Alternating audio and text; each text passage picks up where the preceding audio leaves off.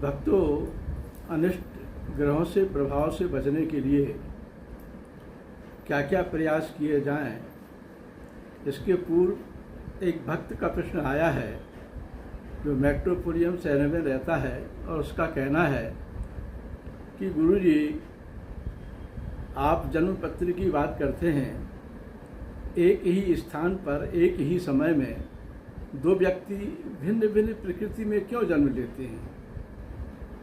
जब जन्म समय में सूर्य की स्थिति, चंद्र की स्थिति देख करके जन्म कुंडली का निर्धारण करते हैं, फिर भी एक व्यक्ति 5 स्टार होटल की नर्सिंग होम में जन्म ले रहा है और दूसरा व्यक्ति जिसको धोती का बना हुआ झूला भी नसीब नहीं हो रहा है, इसके बारे में और पुनर्जन्म के बारे में प्रकाश डालिए।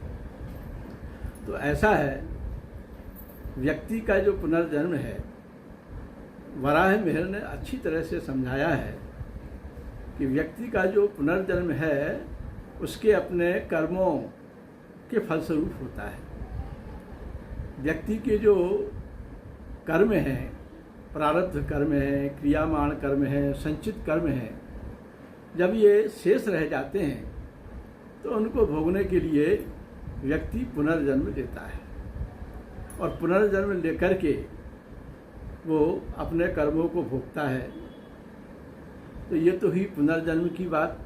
और वराह मिहिर, आचार्य जो वराह मिहिर हैं, उन्होंने इस बात को बहुत स्पष्ट किया है।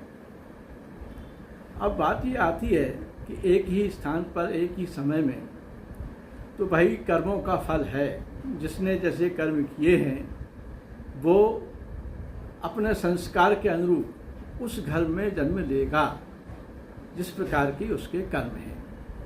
इसलिए आपका जो प्रश्न है उसका यही उत्तर है कि ये प्रारब्ध कर्म हैं आपके, जिनको भोगने के लिए आप आए हैं, अच्छे कर्म उसने किए हैं, इसलिए 5 स्टार होटल में उसकी डिलीवरी हुई है।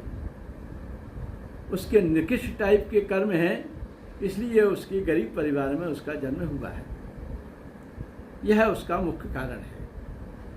अब हम आपको बताते हैं कि पुनर्जन्म के पश्चात जो विभिन्न ग्रह हैं वो क्यों अनिष्ट करते हैं। उसका कारण यह है कि काल पुरुष की जो जन्म कुंडली है उसमें पहले 2 ग्रह सूर्य और चंद्र, इनकी प्राथमिकता है।